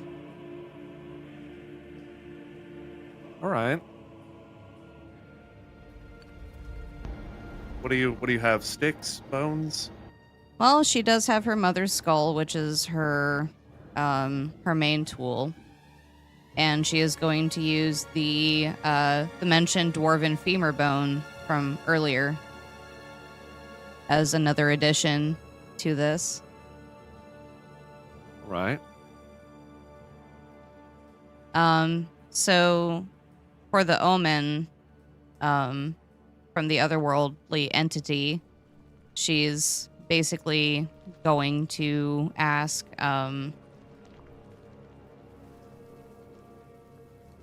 if it's a good idea to take this dragon back to the material plane. She's not asking how, she's just asking if it's a good idea. She's just trying to, but she has to sit there and think about it for, I think, like a good while. I think so. Oh, within the next 30 minutes. So we have to take this action within the next 30 minutes. Okay. Let's see.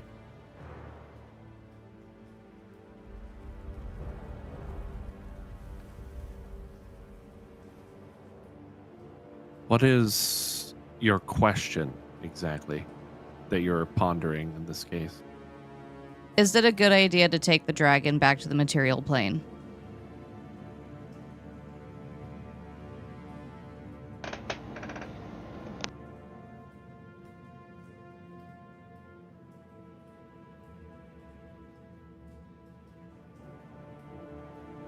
This ritual is going to take an entire minute for you to set up and So if anyone wants to discuss any plans, I'm not sure how we're going to get the dragon out, but I just want to know if it's a good idea or not. the return for your the omen that you receive is that of weal and woe.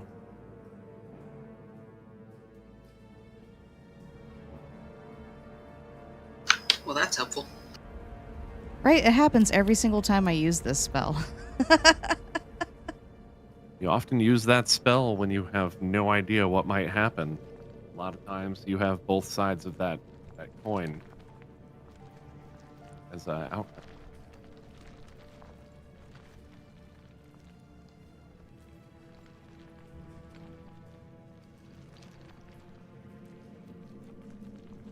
Well, we're taking the dragon back. What makes you say that? Tess just has a feeling. We just need to figure out how. Was it the voice again?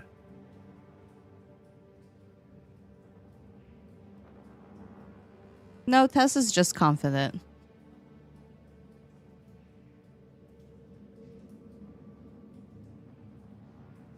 I have a few more questions for the dragon, if I may.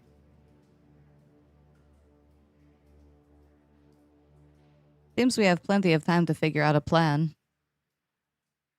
Valphalin steps out. While you guys are still huddled up, he says, Farka, had you ever encountered any other dragons in your travel?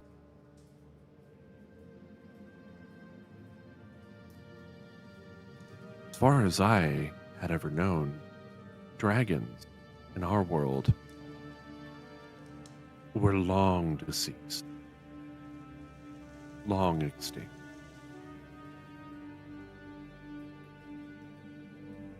Had you ever met another dragonborn such as myself?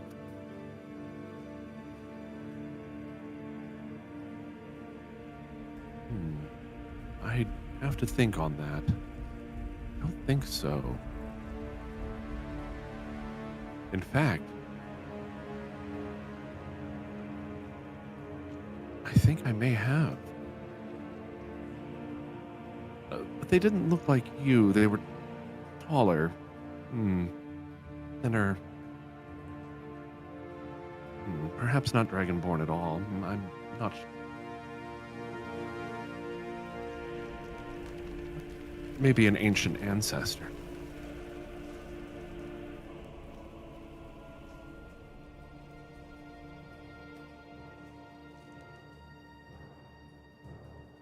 I have one other question, if I may. What happened to Falkren Drac? Well, he passed away many years ago here in the Mirrored Plains. He continued to pursue his studies for a time, trying to find a way to cure the whatever it is that plagued his people. Tried a few things, went back through the mirror a few times, in fact. I don't think that he was ever successful, though. Tess has a question. Those gems in your horn, what are they for? Do you know? I'm not sure. Suffice it to say, they came with the body. Can we examine them closer? Don't see why not. She ducks her head down and sets it close to you. It's very warm. Do they have any markings or runes or anything on them? None. They just seem to be stones that are kind of laid into these horns, deep, I might add.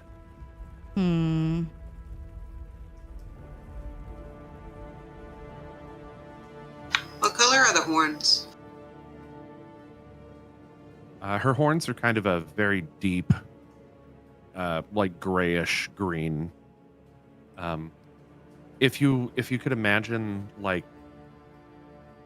sort of a gray color of fingernail, that was kind of tinted similarly to the scales that she has on her body. It's like that. But the stones themselves, you said, were auburn colored? Yeah, they're kind of like auburn. A brownish red? What's that? Yeah, it's like a brownish red hue, or like an orange. Of course, it's also dark in here.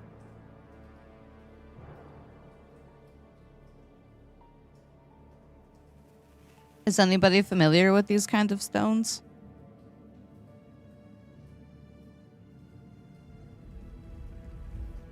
Not I. I don't think so. Rhett can't remember. So Nah, Yolanthe is a wolf. Anything like that. Can I try to use detect magic to see if there's an intense aura coming from these stones? Yes, you can. Okay, I do the thing. Oh, I already placed it. I don't know why it's telling me to do it again.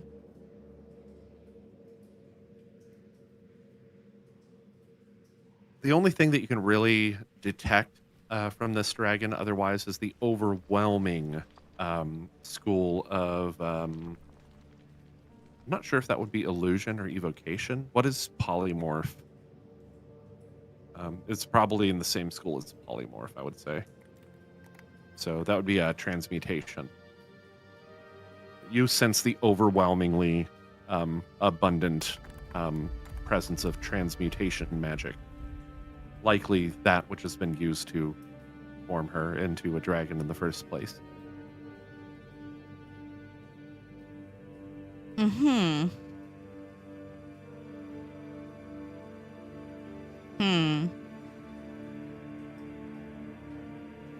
Believe it or not, I've spent many years trying to figure these out myself with the Kenku, but you can imagine how difficult that would be.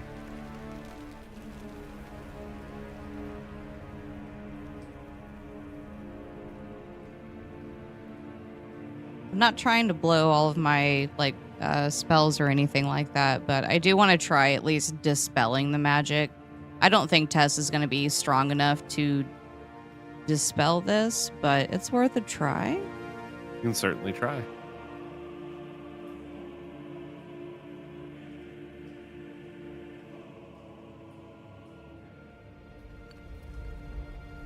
What exactly are we trying to dispel?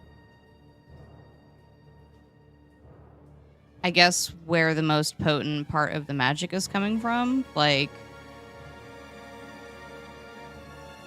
Okay, that would be the dragon itself, and go ahead and roll a spellcasting ability check. That would be wisdom, I think, for you. Yeah, wisdom. yeah.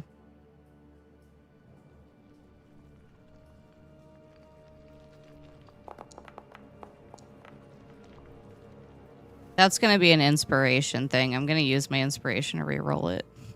Okay.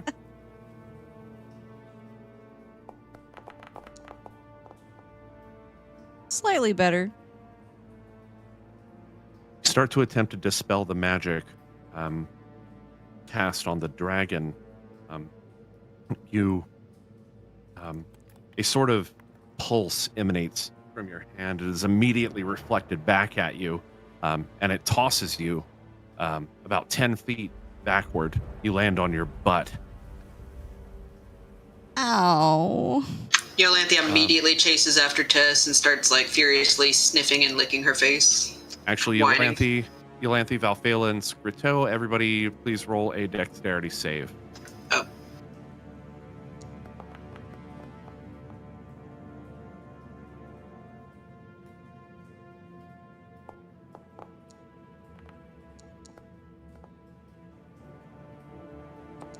Bork.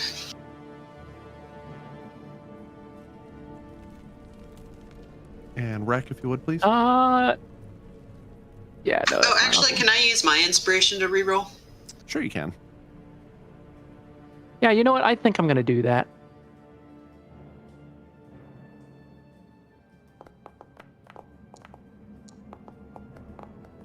I'm gonna stick with what I got.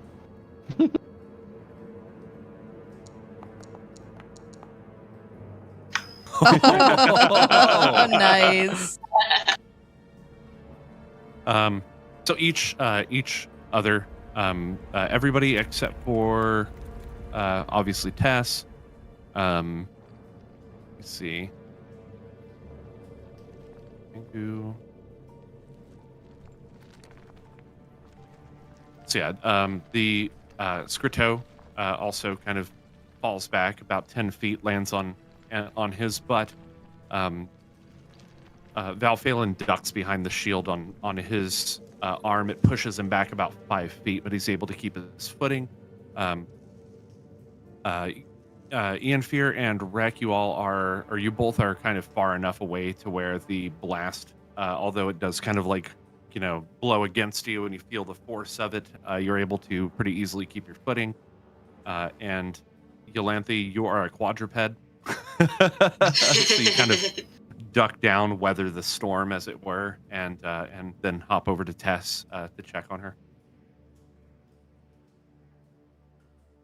Ooh, somebody really wants you to stay a dragon.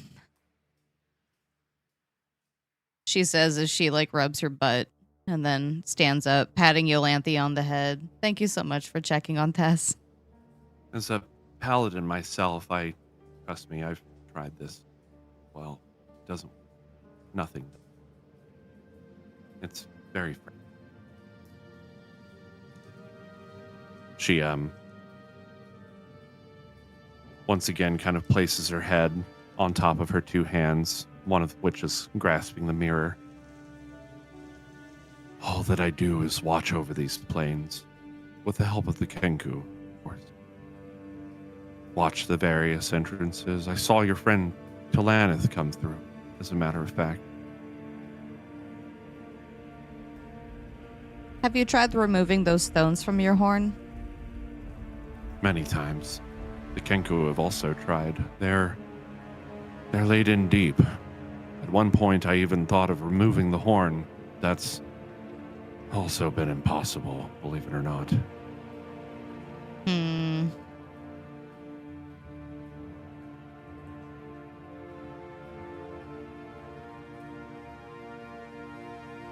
My question remains.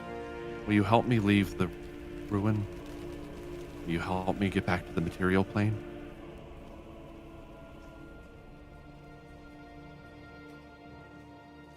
This is going to have to be a team vote. I've only ever heard tale of Faraka Malborn being the benevolent creature. Perhaps we do stand to gain from helping her back to our reality. Tess does vote in favor, but would also like to hear everybody's concerns.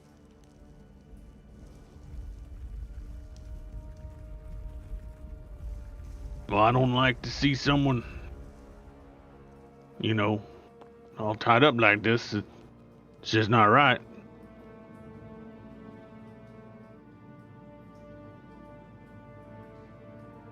I don't know how we would help, but I'm all for helping. When we arrived here, we were on our way to Shopabin. I've known of Shopabin to be a place of magical study. Is that not so, Ian?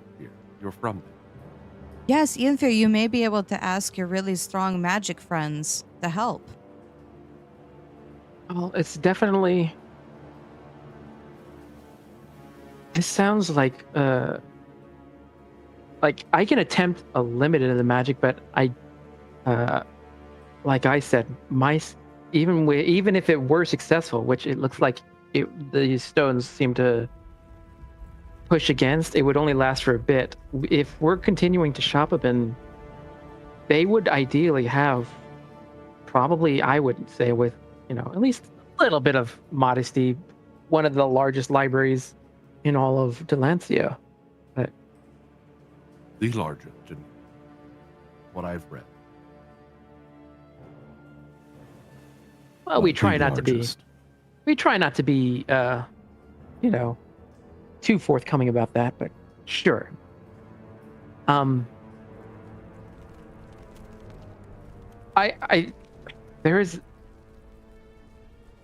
I say we do our best to try to help, but we also still have the other concerns to worry about as well.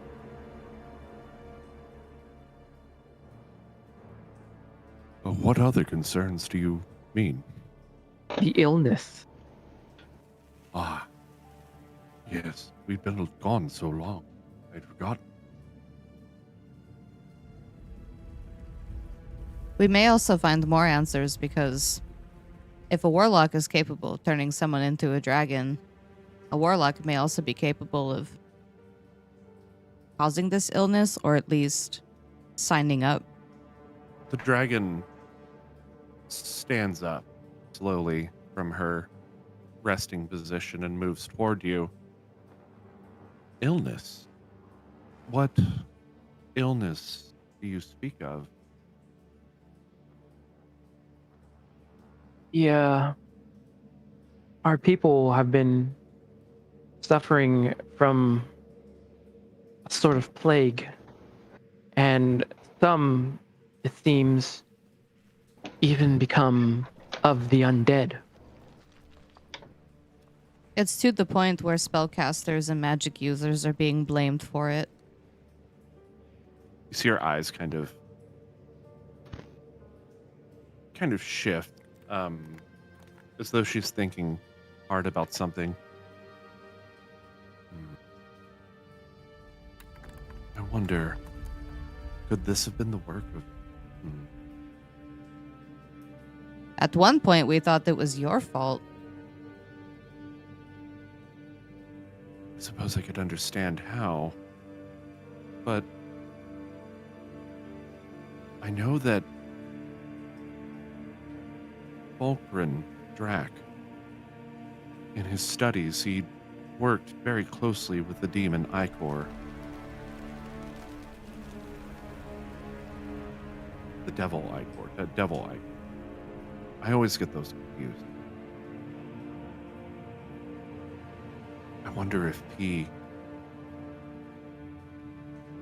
may be the one responsible. But that would have been centuries ago.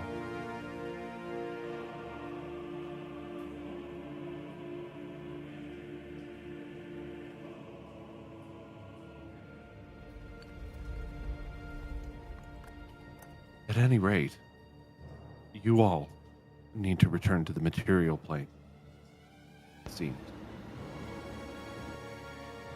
Do you know the way? We know the way back from the cabin to at least our plane. Unless Scritto knows of any kind of shortcut and can maybe lead us. Yes.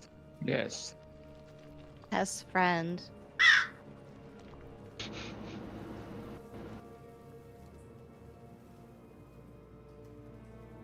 Hmm.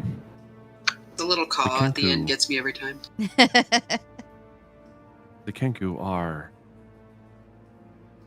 masterful getting in and out of places sometimes they shouldn't be. Many times it gets them in trouble. I worry.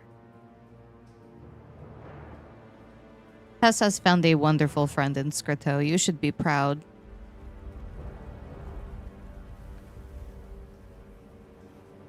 That I am. They're much like my children, I suppose. Amber's gonna come up a little closer.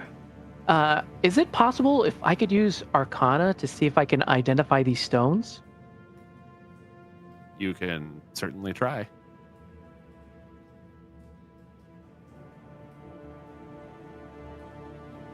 I am Could going I do the to- same thing for nature? Sure. I am going to use my let's see if it's in here. Yeah. My Tides of Chaos, and I'm like to give myself advantage on this. Okay.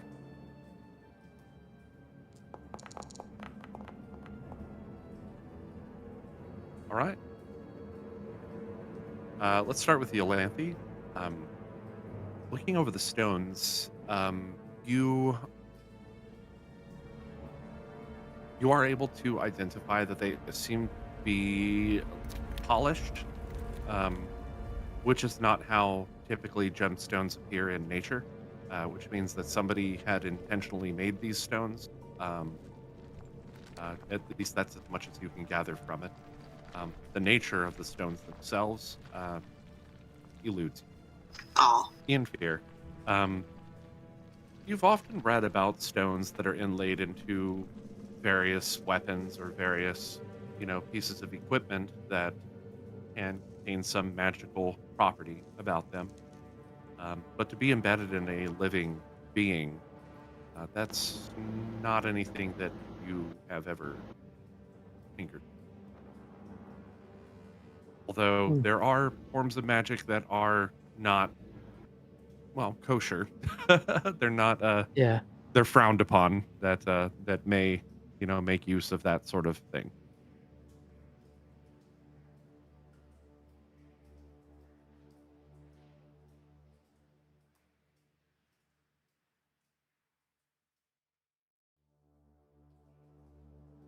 With that, I think we'll go ahead and close up right here. I'd like to thank everybody for tuning in, and I hope you enjoyed the show. Be sure to check us out next in 2 weeks.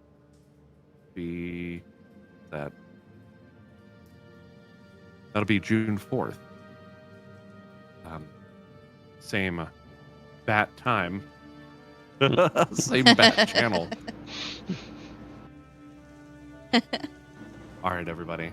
Well, until then, this is your most gracious GM, VGpunx, and we're signing off. Keep a song in your heart. Bye.